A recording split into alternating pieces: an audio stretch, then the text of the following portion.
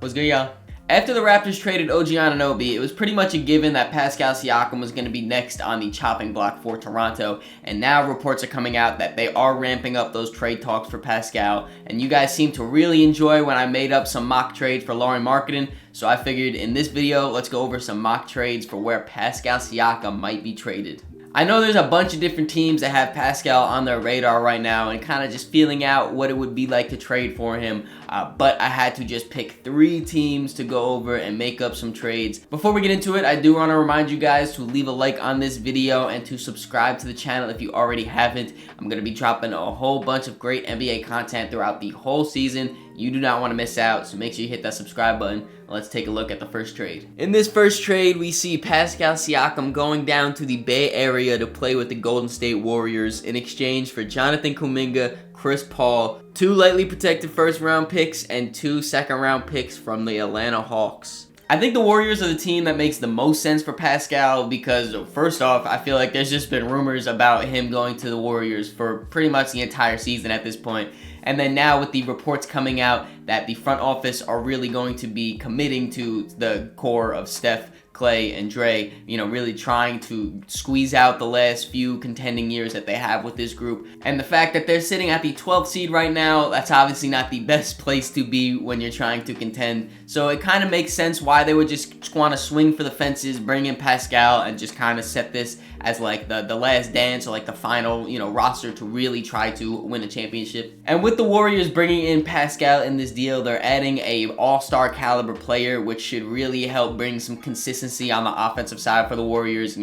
Basically all season it's been Steph Curry, and even he's had some off nights that aren't like him. But then beyond that, it's like, oh, maybe we can get 15 to 20 points from Clay on this night. Maybe we can get a few threes from Brandon Podzinski. It's been kind of like a little bit here, a little bit there. They haven't had that consistent number 2 guy playing next to Steph Curry that, is able to give them offense night in and night out, and Pascal is able to do that. And not only can he bring them some consistent offense, he can bring it to them in a different way that I feel like the Warriors really haven't had since building around Steph Curry. Most of Pascal's offense comes from getting close to the basket and then scoring in that way. And I feel like that kind of adds an extra fold to this Warriors offense, which is so heavily based on three-point shooting and ball movement. Having a player like Pascal who can post up and, either score for himself or maybe the double comes and he can pass out of that and then they can get into their, normal Warriors-esque offense from there. That kind of seamlessly goes into the other part of why I think Pascal is a pretty good fit on the Warriors, and that's the fact that he is a very smart passer and he is a terrific playmaker for his position. We've seen with guys like Draymond and Kevon Looney where in this Warriors offense, if you can't shoot the 3-ball efficiently, you have to be a very willing and good passer. So, even though Pascal, he's not going to be able to knock down those threes like the rest of the Splash Bros, he's still going to be able to fit into this offense perfectly with that passing. And then I also think he just adds a little extra dynamic to their small ball lineup. If they're running a lineup of Steph, Clay, Wiggs, Pascal, and then Draymond Green at that center position. Pascal and Draymond, they're very similar, body size and then also defensively in the fact that they're able to guard those bigs. So it kind of just gives the Warriors defense a little extra, switchability to them. My one little problem, if you even want to call it that, it's kind of like half of a problem if we're being honest. A lineup of Pascal, Draymond, and Kevon Looney on the court at the same time seems really, really disgusting.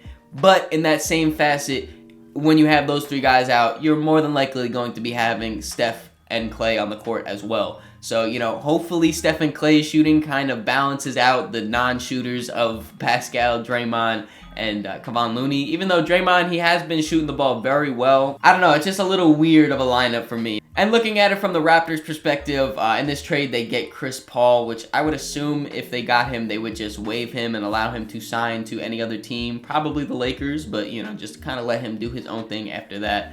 They get Jonathan Kuminga, who is a very promising forward, and we all know how the Raptors love their little dynamic forwards there. Kuminga can come in here and play alongside Scotty Barnes, RJ Barrett, Emmanuel Quickley, and just kind of, start full-fledged the youth movement out there in Toronto. And then last but not least, they also get the draft capital. They get 2 lightly protected first-round picks, and we've seen in recent history in the NBA between Houston and between Brooklyn, you could trade away all your first-round picks and then, be back to a rebuilding team in any given moment. So those could have some type of value. And then they also get the second-round picks, which aren't anything crazy, but they're still some type of something. In this next trade, we see Pascal staying in the Eastern Conference, going over to the Indiana Pacers. In this trade, the Pacers give up Buddy Hield, Jarris Walker, and Jalen Smith, as well as a 2024 first-round pick that is the least favorable of the Clippers or OKC's pick, and then a 2025 top 10 protected pick of their own. It's no secret that the Pacers are on the lookout for a secondary star to pair alongside with Tyrese Halliburton.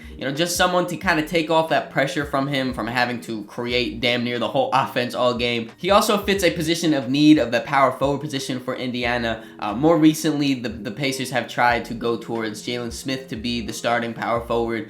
He's been doing pretty decent. I personally see him more as a center than a power forward, but Obi Toppin, he wasn't really giving the Pacers what they were looking for, so they just gotta try different things out. In this trade, though, Pascal is able to slot in perfectly at that power forward position, still allows them to have Obi come off the bench as that more, energizer, highlight type of player. I mentioned before when talking about the Warriors trade package that Pascal loves to get most of his offense at the rim, and that fits in perfectly with the Indiana Pacers as they are second in the entire league at field goal attempts at the rim and field goal makes at the rim. They love to just get down there, get the easy layup, get out in transition, get the easy layup. And I know the timeline is a little off considering the Pacers are such a young team and Pascal Siakam is about to turn 30 years old. But I think he is pretty much a perfect fit to be the secondary option considering, the positional fit we mentioned, the play style fit. He can create for himself, but also can create for others. We've mentioned how great of a positional playmaker he is. And then as the cherry on top, he can even help Pacers just a little bit on the defensive end. Now, I'm not going to sit here and act like Pascal is the best defender in the world, but he is an above average defender and kind of gives them just some type of body to guard those bigger wings or those forwards, because right now they really don't have anyone. Now looking at what the Raptors got in this, the Buddy Hield, he was only included in this because of salary. He was the only guy that really made the salary match up. And then also since, before the season started, really, there were rumors that Buddy Hield was not happy with his, position with the Pacers and wanted to be moved. So it makes sense that he's included in a deal like this. I would assume the Raptors would just let him walk in free agency considering they have to pay, a bunch of other guys like Emmanuel Quickley for one. But they do also get the 8th overall pick from this year, rookie Jarris Walker. Just another defensive-minded forward to add on to Toronto because we know how much they love those guys. Just kind of really, bolstering up in that youth movement again. 24-year-old Jalen Smith also allows them to kind of go a different direction at center if they want in certain parts of the game. He's more of an offensive-minded center, and it kind of just gives them a good pivot away from their guys that they have now, like Jakob Poeltl or Chris Boucher, who's more defensive-minded. And then, of course, the draft capital as well. They're going to be getting more than likely a late first-round pick this season because I assume the Clippers and the Thunder would go pretty far in the playoffs. And then also the top 10 protected pick from the Pacers next season. I would assume that would also be a pretty late first-round pick considering the Pacers are probably going to be pretty good next year as well. And the last trade package of the video sees Pascal Siakam going down to the Dallas Mavericks in exchange for Josh Green, Tim Hardaway Jr., Rashawn Holmes, and 2 lightly protected first-round picks. Now, if I'm being honest, this is probably, in my opinion, the weakest trade package in this video, but it is reported that the Mavericks are very seriously interested in going after Pascal Siakam, and then after their signing of Grant Williams is a little bit of a disappointment. It makes sense because they do have that hole at the power forward position. I like this trade for the Mavericks because it allows them to get some self-creation from someplace other than their guards. Obviously when you have Luka and Kyrie on your roster, you're going to be very guard-heavy and guard-dominant on the offensive side. But having a forward like Pascal that can create for themselves just allows their offense to kind of just open up fully now Because right now, all of their forwards and wings pretty much are either spot-up guys, defenders, or athletes. They really don't have anyone that can create their own bucket off that wing or forward position. But if you are the Mavericks, you have to really think this one through, because if you make this trade, you're pretty much locked into the big three of Luka, Kyrie, and Pascal for the foreseeable future. You know, you just extended Kyrie this last offseason, so he's locked up and he's making big money. Luka, obviously, he's making big money. Pascal is a free agent this offseason. If you're trading for him, I would assume you're going to have to re-sign him, and he's going to be wanting some decent money as well. So you're going to have 3 big contracts that you just signed for the foreseeable future, and you kind of just really have to think through if that's what you want on your roster. And something to think about when you're going over that is the somewhat of a questionable fit that Pascal has playing alongside Luka Doncic,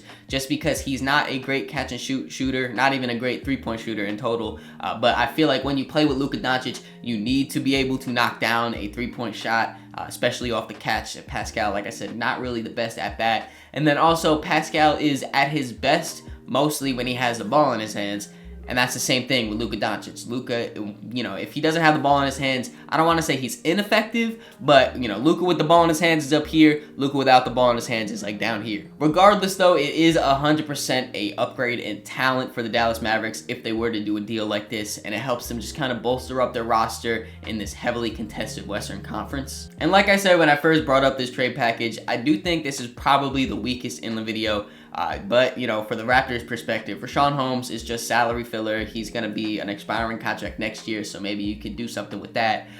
Tim Hardaway Jr., he is having a sneaky good season off the bench for the Mavericks right now, and it depends on how the Raptors want to, you know, handle his situation, if they want to use him as a piece in their retooling, or if, you know, they want to go full youth and next year they could trade him for something as an expiring deal and a little bit of like a 6-man spark plug role. And then you have the real reason the Raptors would accept this trade if they were to accept this trade, and that is Josh Green. He's a nice young wing to add to their youth. You know, he plays defense, he shoots the ball, and he fits the timeline of their guys, so I feel like he would be a pretty good fit there. And then also another reason they would want to accept this deal is those 2 lightly protected first-round picks. Let me know what you guys think of these trades down in the comments below. Let me know which one you think the Raptors should accept. And then also, if it wasn't included in this video, let me know where you think Pascal Siakam will end up after the trade deadline. Will he stay on the Raptors? Will he go to the Kings, the Mavericks, the Pacers? Where will he go? Hope you guys enjoyed this video. If you did, make sure you leave it a like, subscribe so you don't miss the next one. In the description, there's links to all my social media, so make sure you follow me on all those to keep up to date with me. Catch y'all.